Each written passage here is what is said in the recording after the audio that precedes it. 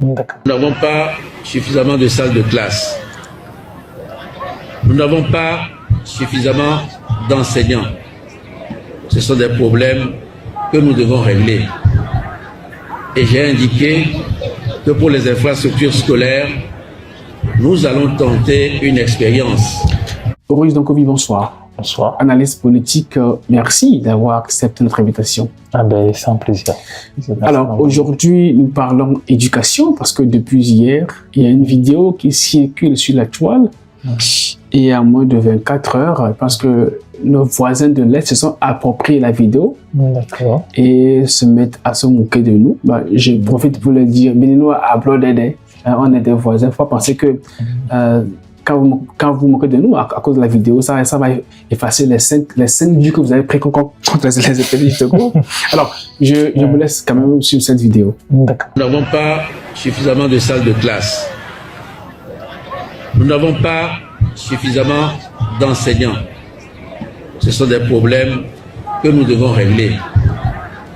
Et j'ai indiqué que pour les infrastructures scolaires, nous allons tenter une expérience avec l'appui des opérateurs privés et mieux des cadres des différentes préfectures. C'est que ceux qui en ont les moyens puissent construire ces salles de classe selon un cahier de charges qui sera défini par l'État, et le gouvernement va les prendre en location et payer les loyers pour que l'investissement soit récupéré au bout d'un certain temps. Nous avons parlé des infrastructures numériques pour réduire notre déficit en nombre d'enseignants. Parce que les enseignants, il faut les recruter et les payer. Il faut avoir les moyens pour le faire. Aujourd'hui, nous avons un déficit d'à peu près 13 000 enseignants. On ne peut pas résorber ça dans un délai aussi court. Donc, nous allons utiliser le numérique pour cela. Et en attendant, pour soulager aussi nos enfants à l'école, à partir de cette année, les frais d'inscription aux examens seront nuls.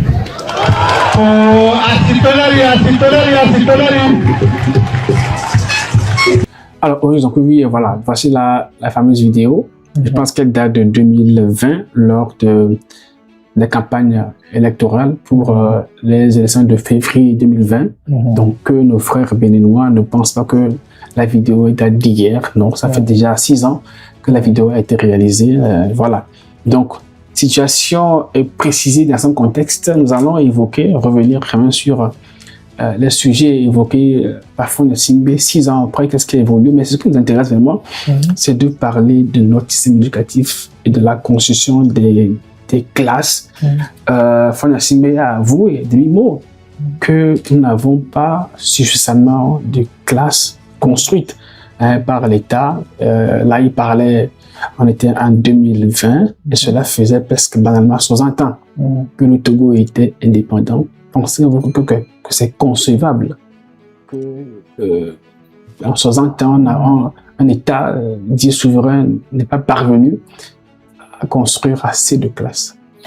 Alors, c'est un gros sujet, et je trouve que les Béninois ne devraient pas sourire et se moquer, parce qu'ils sont concernés. Maintenant, c'est vrai qu'ils sont concernés, peut-être, je ne vais pas dire à une proportion moindre, mais tout dépend de la jauge. Voilà, c'est une question de jauge, mais ils sont concernés. Et si, en réalité, tous les pays africains sont concernés. Maintenant, après, pour revenir au Togo, non. Quel que soit le pays africain, y compris le Togo, non. Ce n'est pas normal qu'après 160 ans, on en soit là. Ce n'est absolument pas. Ce n'est pas normal, ce n'est pas concevable, ce n'est pas explicable. Et ça va être très difficile à concevoir, surtout quand on sait qu'il y a des pays qui ont eu moins de temps et qui ont réussi là où on n'a pas réussi. Il y en a plusieurs, il y a des exemples. Et ces pays ont réussi grâce à des politiques audacieuses, grâce à de la résilience, grâce à de l'organisation et de la minutie. Avant de vous laisser continuer, j'aimerais quand même dire à ceux qui pourraient dire qu'on est à 6 ans, hein, on est 6 ans après 2020, que je leur informe que en 2020, le Togo prévoyait officiellement construire 30 000 classes. D'ici 2025, je pense qu'on est en 2026 et selon les chiffres disponibles, hein, je vais me tromper, mais le Togo aurait construit que 15 000 classes, ce qui le objectif n'est pas atteint. Et encore, il faut souligner qu'il est difficile de vérifier les chiffres du gouvernement parce qu'il n'y a pas d'autres sources. Exactement. Je laisse continuer.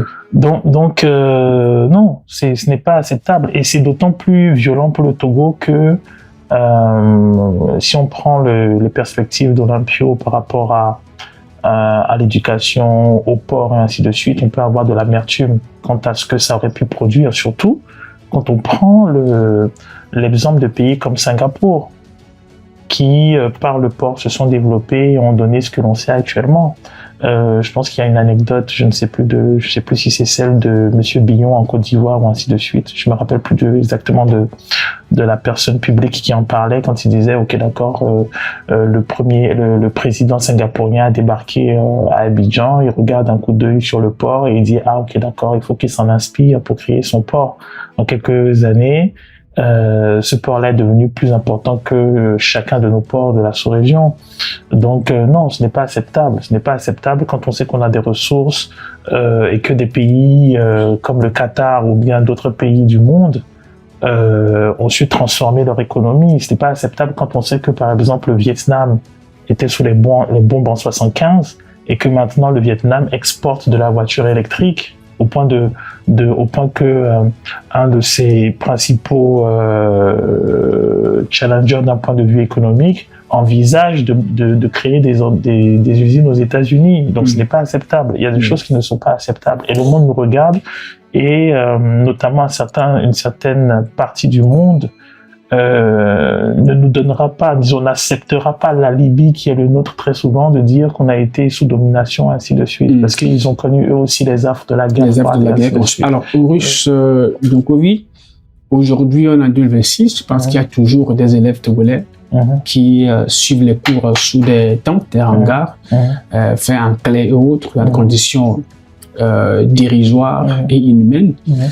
Aujourd'hui on est là, il semble de toute évidence que le défi n'est pas relevé, même si on sait que le cours avait tenté de relever certaines classes. Aujourd'hui, on est là. Alors, j'ai essayé de vérifier un peu les chiffres. Je pense qu'en 2026, l'État avait alloué un budget de 8,3 milliards de francs CFA pour construire 844 classes. Si on fait le ratio, on est presque, bien, disons, à 10 millions de francs CFA pour construire une seule classe.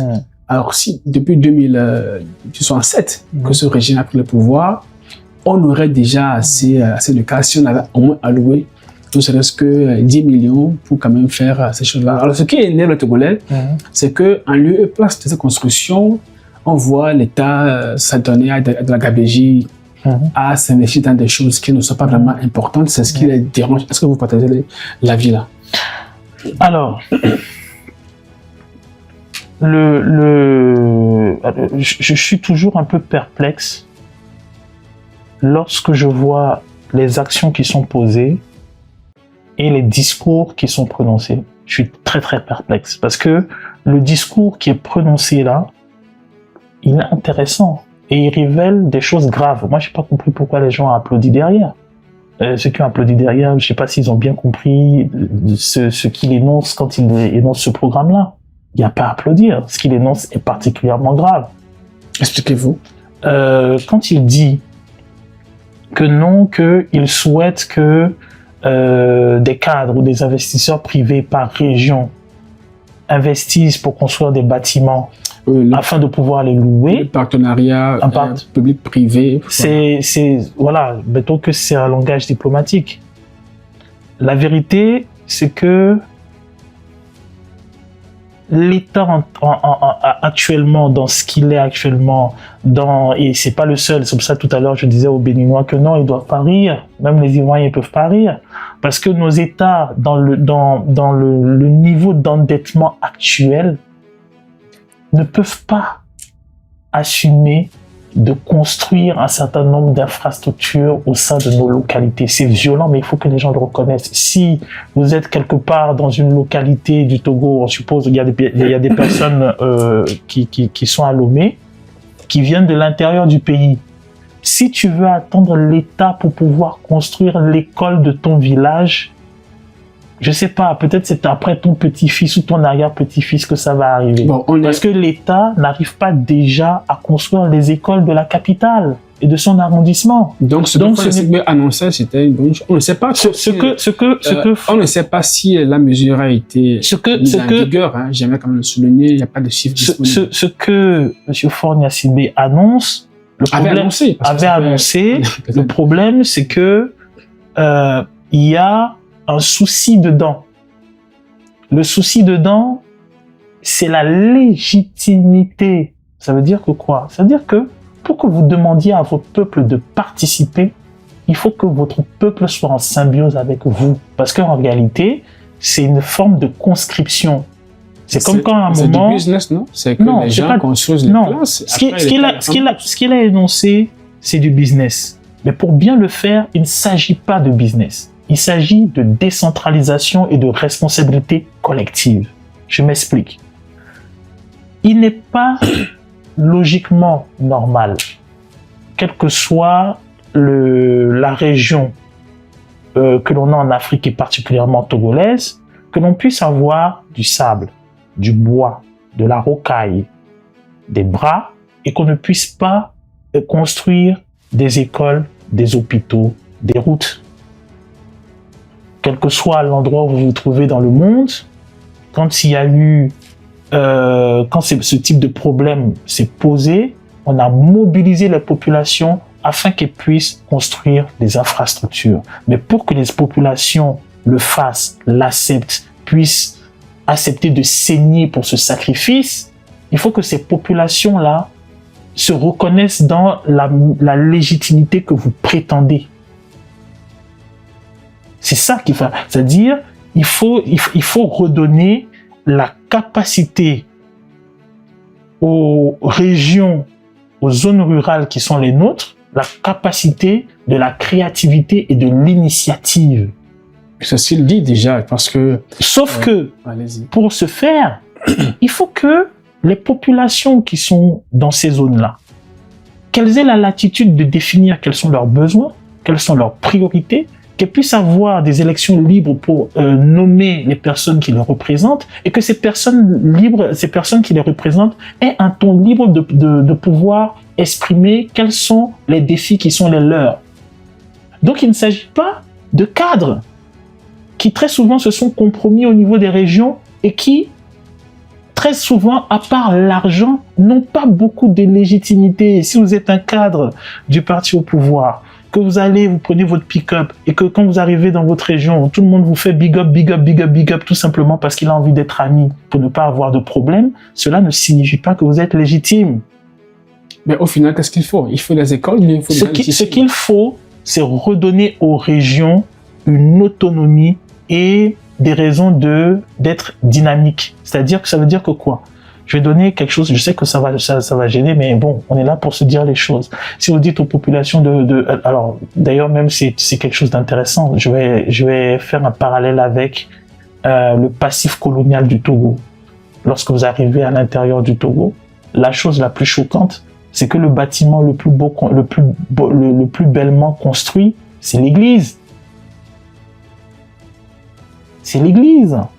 Lorsque vous arrivez à l'intérieur du Togo, les voies qui existent encore, qui sont belles, qui sont merveilleusement tracées, ce sont des voies coloniales. On a des voies de pierre coloniales à Atapamé, qui sont encore là, qui sont en meilleur état que le goudron. Moi, quand j'ai demandé, on m'a dit qu'elles sont faites avec les pierres de Témédja. Si on parle de passif colonial, ça veut dire qu'on est on parle des Allemands, donc on est en 1918, 1920. Je sais pas si vous voyez. Et ces travaux-là ont été faits à l'époque avec du travail forcé. On n'avait que quelques techniciens coloniaux et on avait du travail forcé de population. On a fait des allées avec des fruitiers. Il existe, on m'a dit, des allées à Palimé où on n'a que des manguiers. Les gens en mangent encore aujourd'hui. Donc ça veut dire que quoi? Ça veut dire que la violence historique du Togo et plus largement de l'Afrique, c'est que le colon en infériorité numérique, avec quelques techniciens, a pu faire des routes, des écoles coloniales, des hôpitaux coloniaux, a pu faire des chemins de fer avec les matériaux de construction qui étaient à disposition, ce que font encore aujourd'hui les églises catholiques. Quand vous allez chez les, je pense que c'est chez les frères de Djobégan, ainsi de suite, ils font qu'on appelle de la transformation de produits, ainsi de suite, qui est connue partout.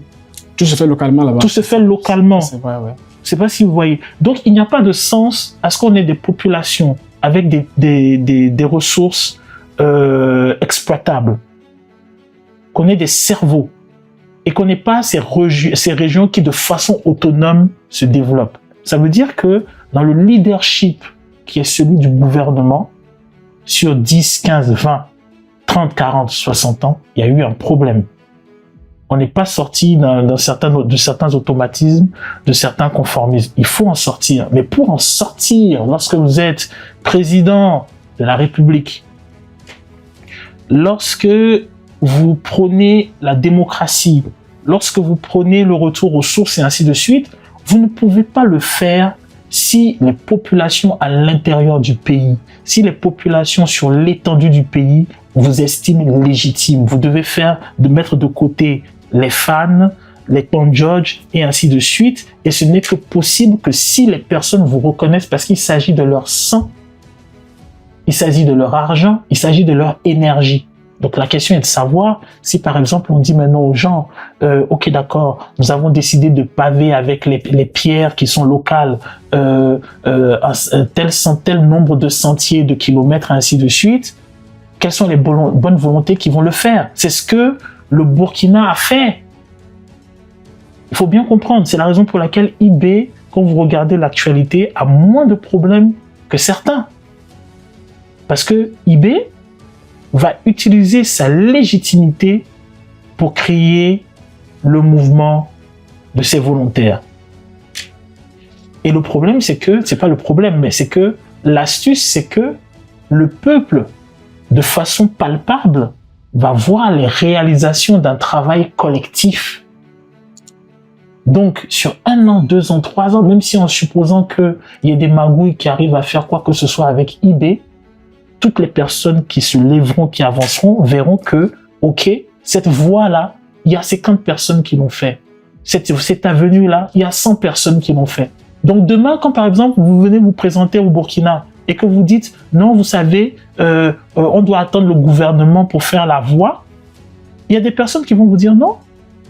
Mais il y a dans tel quartier ou dans tel village, mais c'est 100 personnes qui ont fait ça, c'est 50 personnes qui ont fait la voie, c'est 40 personnes qui ont fait l'école et ainsi de suite. Ouais, et donc ça fait que dans le mouvement que vous observez au Burkina, qu'est-ce que l'État maintenant a fait? Comme les gens maintenant, au fur et à mesure, parce que mine de rien au début, les gens ils étaient observateurs, regardaient, mais l'initiative elle a fait 1 mois, 6 mois, 1 an, 1 an et demi, on augmente. Donc à la fin, qu'est-ce que l'État fait maintenant? Il prend quelques techniciens qui vont baliser tout ce qui est stratégique et technique, et après il amène le matériel, et quand il amène le matériel, il demande tout simplement à sa population, aux gens qui ont fait une infraction, mais mettez les pavés, faites les routes. Et les gens de façon automatique, de façon volontaire le font. Donc, mais ça, ce n'est possible que si les gens si les personnes. Or, le problème qu'il y a au Togo, c'est qu'avec toutes les frictions de la politique, toute la violence, tous les conflits politiques, toute la mésinformation, ainsi de suite, c'est compliqué. Alors, Fagne Assingbe est héritier de la gouvernance de son papa, qui a pris le pouvoir en 1967 et qui va mourir en 2005. Ça fait 38 ans au pouvoir. Et si vous parlez de légitimité, je pense que Edema a commencé par avoir de sérieux problèmes avec les peuples en 90, avec le vent de l'Est. Au moins, je pense que de 67 à 90, il y a quand même une légitimité. Du moins, on a eu le parti unique qui a existé. Mais en cette période aussi, on n'a pas construit des établissements. Est-ce que vous maintenez encore votre argumentaire? Alors, lorsque il prend je me rappelle, on en avait parlé une fois, lorsqu'il prend le pouvoir en 67, ben, il le prend avec une certaine embellie. Les marchés sont bien, c'est fructueux, et ainsi de suite. Donc, on fait alors, les marchés sont fructueux, mais ailleurs, on est en difficulté. Le paradoxe avec le ailleurs qui est en difficulté, c'est que quand eux, ils sont en difficulté, ils ouvrent les lignes de crédit. Oui, mais en cette période, donc en cette période-là, on doit quand même maximiser. J'en viens. À cette période-là, donc, effectivement, on a pris énormément de sous pour faire des infrastructures. Dans les années 70, on a pris énormément de sous pour faire les infrastructures. La plupart des bâtiments, des routes, des voies, ainsi de suite que l'on voit, une bonne partie en tout cas, date de ces années-là. C'est pas si tu vois. Et on a pris un certain de ces sous pour finaliser les projets qu'Olympio aussi avait mis avait amorcé. Sauf que le problème qui s'est posé, c'est que celui qui a prêté, à un moment, il dit qu'il veut récupérer son argent. Et quand il a dit qu'il veut récupérer son argent et qu'on a été incapable de fournir l'argent qu'il voulait récupérer, on a fait les ajustements. Et dans les ajustements, on a dit ne faites plus de social. Le souci avec ce qui a été fait lorsqu'on dépensait à tout va, ainsi de suite, dans les projets, c'est que nos chefs d'État ont adopté... alors, le problème est... Je veux bien nuancer. Parce qu'il y a eu si vous prenez la dictature de la Corée du Sud, elle a été prolifique. Le problème avec nos dictatures, c'est que la plupart de nos chefs d'État ont fait une dictature en disant « Ok, d'accord, nous allons jouer au chef traditionnel ». Et dans leur imaginaire, le chef traditionnel, c'est le chef médiéval occidental. Oui, ça, je pense qu'on en a beaucoup parlé. Ça, on en a beaucoup parlé.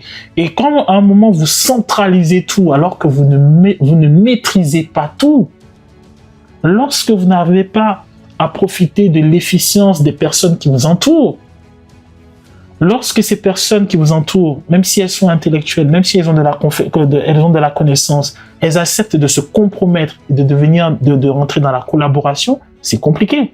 Donc, l'embellie, je rappelle encore, l'embellie dont on parle, où on dit on a fait du social, on a fait ceci, on a mis, je sais pas, à l'époque on parlait de l'opate, ainsi de suite et tout ça, cette embellie-là, je sais même pas si elle fait 10-15 ans.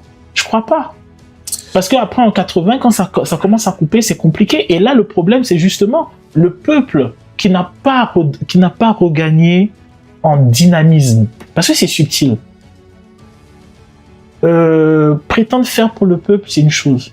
Redonner au peuple son dynamisme, sa créativité, dynamiser son expertise intellectuelle, technologique, scientifique, c'est autre chose.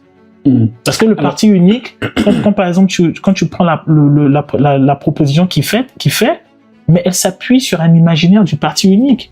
Oui, les cadres de telle région vont venir, ils vont construire et puis on va essayer de jongler avec l'État. Non. Parce que les cadres dont on parle, il faut qu'on se dise des vérités. Les cadres dont on parle, quand tu vas dans les régions en question, les gens sont déconnectés des cadres en question parce qu'ils estiment que les cadres n'ont pas fait grand-chose. Peut-être qu'ils ne sont pas légitimes, comme vous le dites.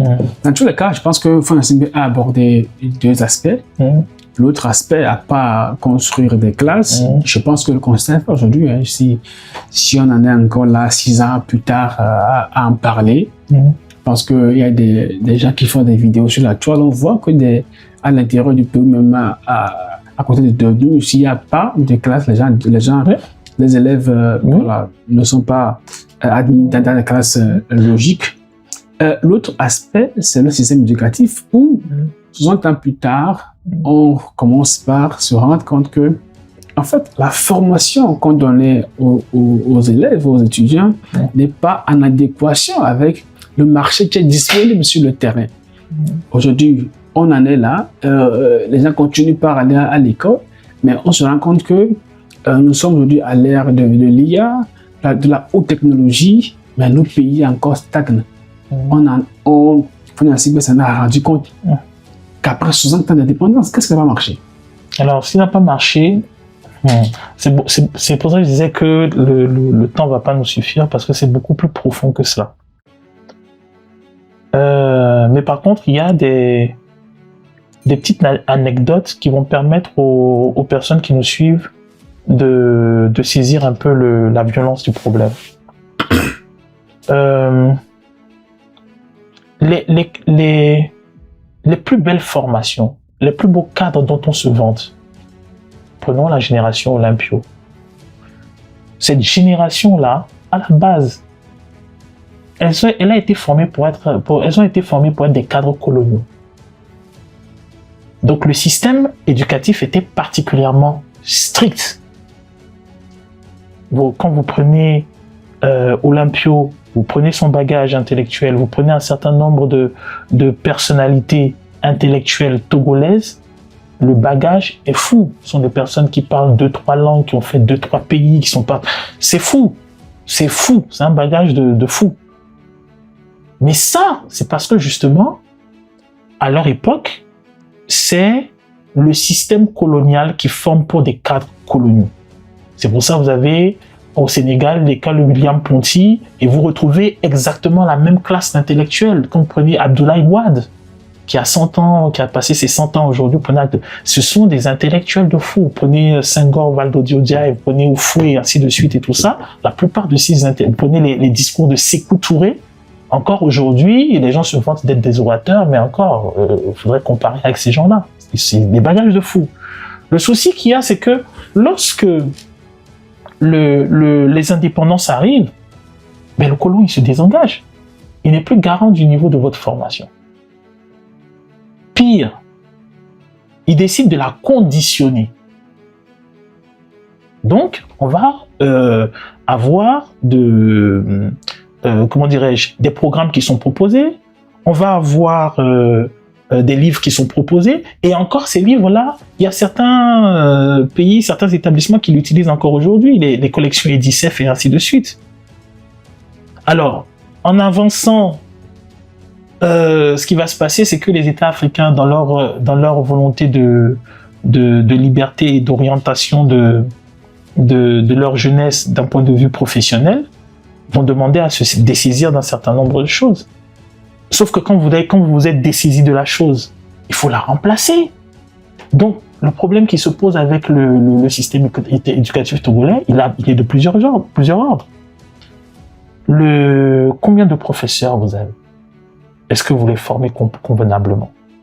Dans les années 90, lorsqu'il y a la crise et ainsi de suite et tout ça, et que tout devient un peu instable, déstabilisé et ainsi de suite, un bon nombre des enseignants qui ont été les nôtres n'ont pas été des enseignants qui l'étaient par conviction.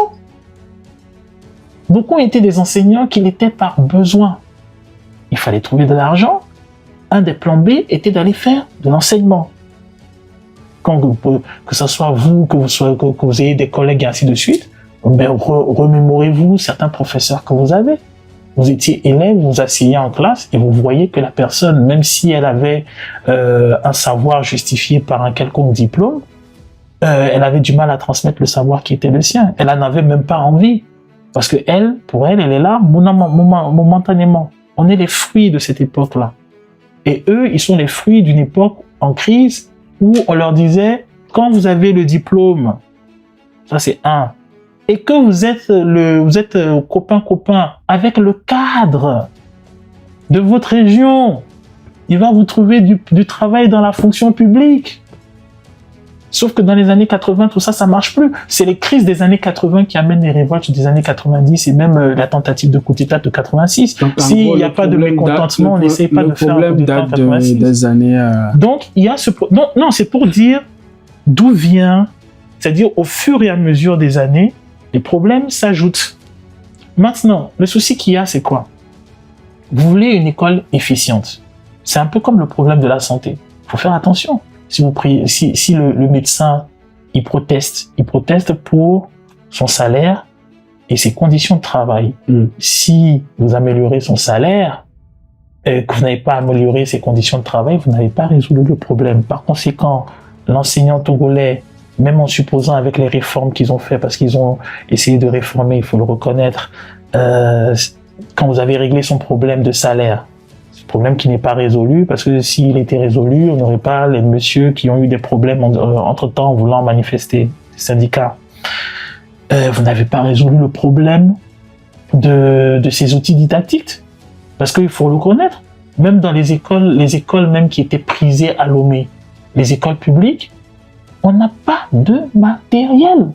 Il n'y a parfois pas de salle de prof. Bon, ça, je pense que Feu Nsingbe le sait. Non, comme tu me parlais l'histoire du problème éducatif, c'est-à-dire, je veux que les gens comprennent que lorsque nos politiques, et on l'a vu avec M. Doucet la fois dernière, vous allez sur des plateaux internationaux.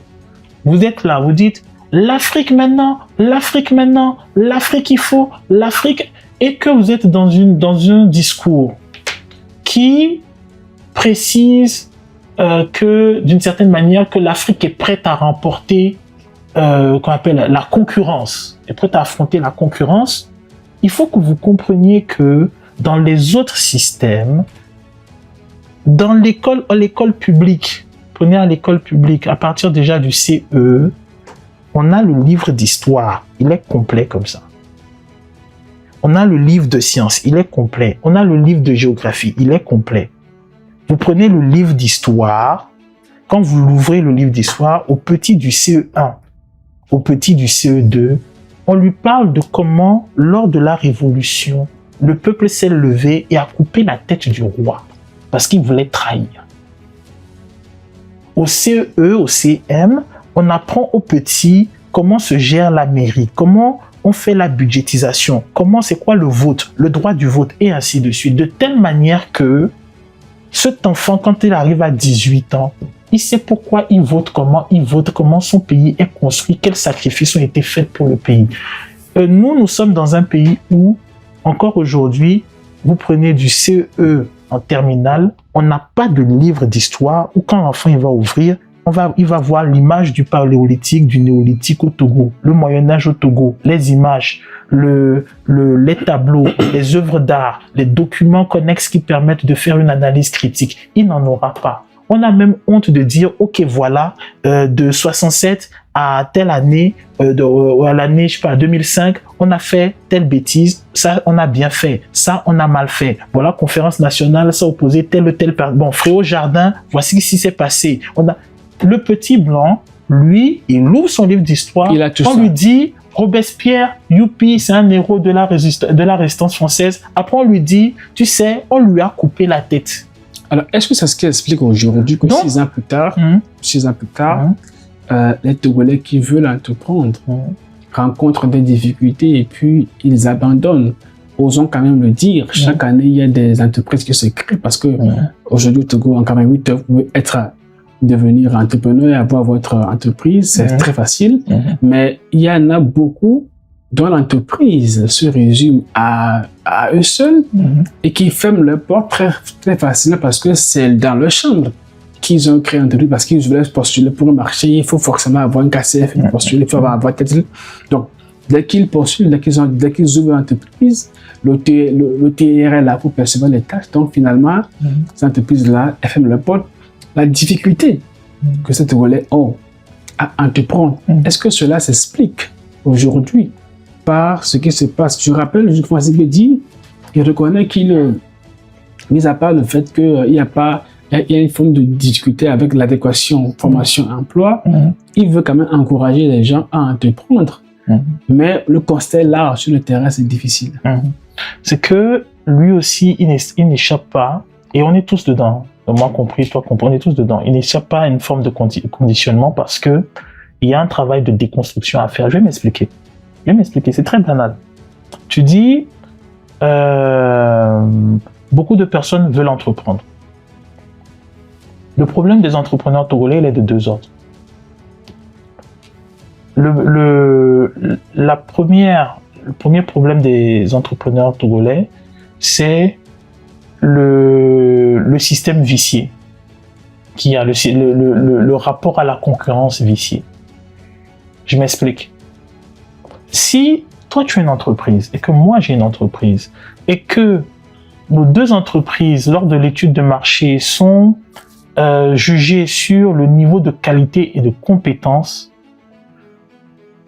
tu as l'obligation d'avoir les meilleurs éléments chez toi. Et l'obligation d'avoir les meilleurs éléments chez moi. Donc on se dispute les meilleurs éléments.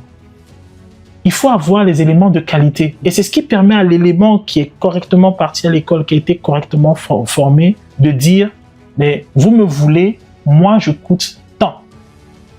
Et toi, tu veux cet élément parce que tu sais que non, si tu as cet élément, tu as le marché. Et tu veux garder cet élément. Nous, on a un problème. La personne n'a pas l'obligation d'avoir les meilleurs éléments parce que son marché, il a en un coup de téléphone. Donc, tous les grands que vous avez, toutes les personnes, et je sais que beaucoup de Togolais ont connu ça, ils vous voient, ils vous rencontrent, ils vous disent, mon petit, tu es bon, il te serre la main, mais il n'a pas l'obligation de travailler avec toi parce qu'il n'a pas l'obligation de t'avoir pour avoir le marché. Les personnes qui le recrutent, qui sont les meilleurs, qui sont parmi les meilleurs, n'ont pas l'obligation de donner le maximum de leur travail parce que toi, tu n'as pas l'obligation d'être le meilleur pour avoir le marché. Et donc, ce qu'il va faire, c'est qu'à la rigueur, il va avoir la joie de dire, bon, tu sais, dans mon équipe, celui-là, il est docteur, celui-là, il est ingénieur, celui-là, c'est bien, mais il n'en fait rien. Parce qu'il n'a pas l'obligation d'être le meilleur pour avoir le marché. Et tous ceux qui vont à l'école, ils n'ont pas l'obligation d'excellence. Parce que quand ils vont à l'école, tous les exemples qu'on leur envoie, tous les exemples de réussite, sont des exemples de réussite de personnes qui n'ont pas eu l'obligation d'être les meilleurs pour avoir le marché. Lorsque on fait des émissions plateau au Togo, on va inviter des responsables, des directeurs de société, directeurs de banque, directeurs de je sais pas quoi. Le gars, il s'assoit. L'animateur, il est tout jeune, il est tout content parce que pour lui, il a l'image de la réussite en face. Et le gars, il est énumère. J'ai été 2 ans directeur de temps, après j'ai été directeur de temps, après j'ai été responsable de temps, après j'ai été responsable de temps. Le problème qui se pose, c'est que les sociétés qu'il a prises, il les a laissées dans quel état? La vérité, c'est que si c'est dans un chemin concurrentiel, la société que tu as réussi à amener au top, jamais elle te laisse partir. Donc tu feras pas direction de 10 000 sociétés, c'est pas possible. Alors, quand tu prends les sociétés à l'extérieur hors continent africain, le directeur, le boss, il est le boss pour 10, 15, 20 ans. On le change pas comme si c'était une serpillière, on le change pas comme ça. Donc ça, c'est le premier problème. Le deuxième problème des entrepreneurs togolais, c'est quoi? C'est que je me suis aperçu que beaucoup ne connaissent pas l'histoire du système dans lequel ils veulent rentrer. Vous voulez rentrer dans un système néolibéral, capitaliste, comprenez comment ce système s'est construit, s'est renforcé et comment les gens font de l'argent. Le pays capitaliste et néolibéral a des entreprises qui ne subsistent que par la boulimie. Ça veut dire que pour survivre, vous devez manger les autres. Et lorsque vous créez votre entreprise, parce qu'il faut comprendre les personnes que vous avez en face de vous. Les personnes que vous avez en face de vous, elles ne créent pas des entreprises. Elles créent des empires. Les personnes qui créent des entreprises qui vous avez en face de vous, ne dites pas, parce que ça, il y a des phrases clichés que l'on a au Togo, il faut sortir de cette hypocrisie-là. Vous rencontrez quelqu'un, oui, tu sais, en fait, moi, je crée mon entreprise parce que j'ai envie d'aider les gens. Tu ne crées pas l'entreprise pour aider les gens, tu crées l'entreprise pour faire de l'argent.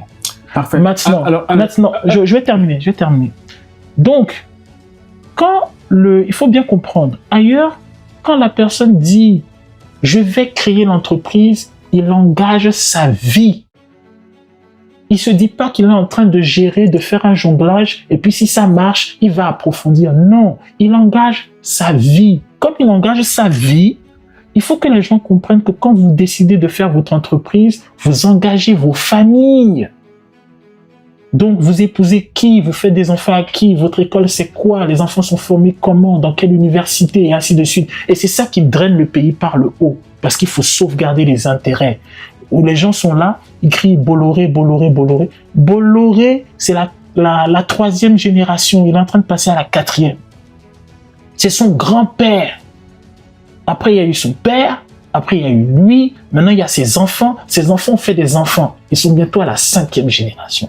Bouygues, même chose. Il n'y a pas une grande société dans le monde puissante, une multinationale, qui ne soit en réalité un empire familial. Vous êtes là, vous parlez des Hilton, 2, 3, 4 générations. Les gens ont envie de parler des Rothschild, mais les Rothschild, plusieurs générations. Et dans chaque génération, on s'arrange à ce que les descendants soient dans les meilleures expertises. C'est la raison pour laquelle vous voulez les meilleures expertises. Votre argent doit être sécurisé et ainsi de suite. Vous vous battez pour monter les éléments qui permettent cela chez vous, ou du moins dans des endroits que vous maîtrisez. Nintendo, les gens jouent le game Nintendo familial. Les gens vont au supermarché, ils vont prendre du Mars, c'est des chocolats, des sticks de chocolat. La famille Mars, c'est une dynastie, c'est une famille. Les gens vont regarder Louis Vuitton, c'est une famille. Les gens sont contents de porter du Coco Chanel, du Versace, c'est une famille. Les gens vont parler de Kennedy, c'est une famille. Et donc, quand vous décidez, et c'est d'ailleurs ça le problème avec au Togo, c'est que les gens ont de l'argent, mais ne connaissent pas ça, ou soit le prennent de façon banale, ou soit les gens ont des idées pour faire de l'argent, mais pensent qu'ils vont s'épargner ce sacrifice-là. Vous n'allez pas vous épargner ce sacrifice-là parce que quand vous allez monter, vous allez arriver à un plateau de verre qui va vous opposer cette réalité. Dangote, c'est une famille. Vous prenez j'oublie le nom du propriétaire de NCA actuellement en Côte d'Ivoire. Le propriétaire de NCA actuellement, il est en train de passer à la 2e génération. Il est en train de transmettre à ses filles. Bukongu avec Ebomaf. Et la première génération, alors, il a compris, il passe à ses filles. Dangote, il passe à ses fils. Je pense à faire la 3e ou 4e génération. Alors, donc, il faut que les entrepreneurs comprennent ce qui se passe. Aujourd'hui, on en est là. Financing avait fait un constat en 2020, excusez-moi. Nous sommes en 2026. À moins que je me trompe, je ne pense pas que les lignes ont vraiment bougé. Les jeunes crient toujours parce qu'ils n'ont pas accès aux subventions ou bien au marché public qui existe, parce que logiquement, ce n'est pas le mérite qu'on a les marchés. Tout le monde veut aujourd'hui adhérer au parti unique parce qu'ils estiment que c'est par ce moyen qu'ils ont accès au marché, ce qui n'est pas le cas. Mais c'est la raison pour laquelle, tant que ce sera ça, c'est pour ça que je dis il y a une inadéquation entre ce qu'il a dit dans le discours, c'est-à-dire ce qui a le message réel. Parce que tant qu'il y aura ce que tu viens de citer là, ça ne marchera pas. Alors ça ne marche pas, justement. On en est là aujourd'hui, ça ne marche pas. Qu'est-ce qu'on fait? Faure Gnassingbé dirige toujours le pays. Ce qu'il faut faire. Cela fait 21 ans qu'il est là, même s'il n'est pas d'accord, qu'on ose le dire, ce sont les faits. Son père a fait 38 ans au pouvoir. Lui, il en fait 21. Le système ne marche pas, sauf que dans son discours, le système marche et sur le terrain, on constate malheureusement que le système ne marche pas forcément. Qu'est-ce qu'on fait en juste 2 minutes pour qu'on puisse terminer l'émission? On balaye tout, on recommence. Qui va balayer tout? Ah, ben il faut. Alors, je vais te donner un exemple. Je vais te donner un exemple banal, d'accord? Quand par exemple nos entrepreneurs disent ça ne marche pas, d'accord? On a des paradigmes en réalité qui font que les choses peuvent marcher. Dans nos quartiers, on a des commerçants. Bon, très souvent on dit c'est des médiras, on a des boutiquiers façon ainsi de suite et tout ça. Mais ces boutiquiers, par exemple, c'est une école. Étonnamment, on les étudie pas. Étonnamment, on n'essaie pas de renforcer leur potentiel. Oui, moi, répondez à ma question. Qui va balayer quoi? Ah oui, mais ça, c'est au peuple de voir comment. Mais alors, donc ça revient encore à l'alternance, c'est ce que vous voulez dire? Il doit avoir une alternance. Je ne sais pas comment elle va se faire. Je ne sais pas comment elle va. Peut-être pas apprendre ses erreurs et puis voilà. Même si il a la volonté de tout réformer, il devra tout balayer et recommencer à zéro. Parce que le Togo a énormément de potentialités, mais pour exploiter ces potentialités-là, il faut pouvoir redynamiser certains de nos paradigmes, arrêter avec une certaine forme de déni, se réapproprier ce qu'on peut se réapproprier, laisser ce qui n'est pas intéressant, et puis tout restructurer de la base. Vivement qu'ils nous écoutent, parce que nous, on ne peut que proposer. Ce sont eux qui dirigent le pays. Donc, vivement qu'ils ouvrent. C'est un sujet très intéressant, mais très assez vaste. Donc, vivement qu'ils nous écoutent, qu'ils écoutent notre analyse que nous faisons sur le plateau ici. On ne va pas leur imposer ce qu'on nous dit, c'est à eux de prendre des mesures. Non, je pense que j'ai ouï dire que Fonia Simbe et puis les experts français qui étaient récemment, qui avaient apparu sur des photos. Non, si on parle d'experts français, c'est zéro. Non, laisse-moi terminer quand même. Donc, il y avait des gens, Dominique Strauss-Kahn, qui étaient là, qui ont apparu sur des photos. Ils seraient en train de travailler. C'est zéro. Non, c'est zéro. J'informe quand même les têtes togolais qu'ils seraient en train de travailler pour évaluer la feuille de route 2025 et maintenant proposer une feuille de route qui part de 2026 à 2031 et maintenant savoir sur quel pied on marche. Et vous êtes sceptique. Oui, je vais expliquer. Il faut bien qu'on comprenne. Très rapide, parce que je vais expliquer pour que les gens comprennent. Ces experts-là, je peux bien comprendre. Ils sont diplômés, ils ont leur passif politique, on reconnaît Dominique Strauss-Kahn, ainsi de suite, FMI, tout ce que vous voulez. Il n'y a pas de souci. Le souci, c'est pas le fait que vous soyez capé dans ce que vous faites. Le souci, c'est la réadaptation de ce que vous dites au paradigme et aux réalités locales. C'est la raison pour laquelle. Je suppose qu'ils ont essayé de travailler. Ils ont essayé de. Non, ils ne feront pas. Ils ne pourront pas le faire sans les locaux. C'est la raison pour laquelle. Qui sait, peut-être que dans la culture. Alors, les locaux sont impliqués. Non, les locaux.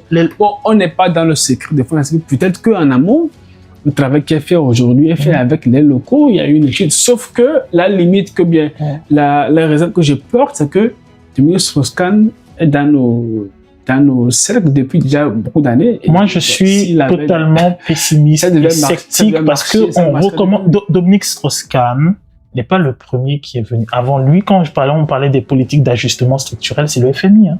C'est les experts du FMI. C'est pas la première fois qu'on a des experts au Togo, en Afrique. Donc ça marchera pas. Ça marchera pas. D'accord. Il faut prendre des personnes qui connaissent le terrain, qui connaissent ce qui se passe à l'international, et qu'il faut le travail intellectuel de pouvoir mixer le tout pour pouvoir s'en sortir. C'est ce que les Chinois ont fait. Ils ont essayé d'évoluer dans un monde capitaliste et brutal tout en sauvegardant leur paradigme. Ce que nous, on a besoin, c'est de quelqu'un qui va sauvegarder nos paradigmes, les bonifier, les redynamiser, afin que ces paradigmes-là puissent nous porter dans un système qui est particulièrement... En d'autres termes, il faut que ce que Dieu s'est dit, l'Afrique aux Africains, il faut que les experts africains puissent tenir... Bien sûr.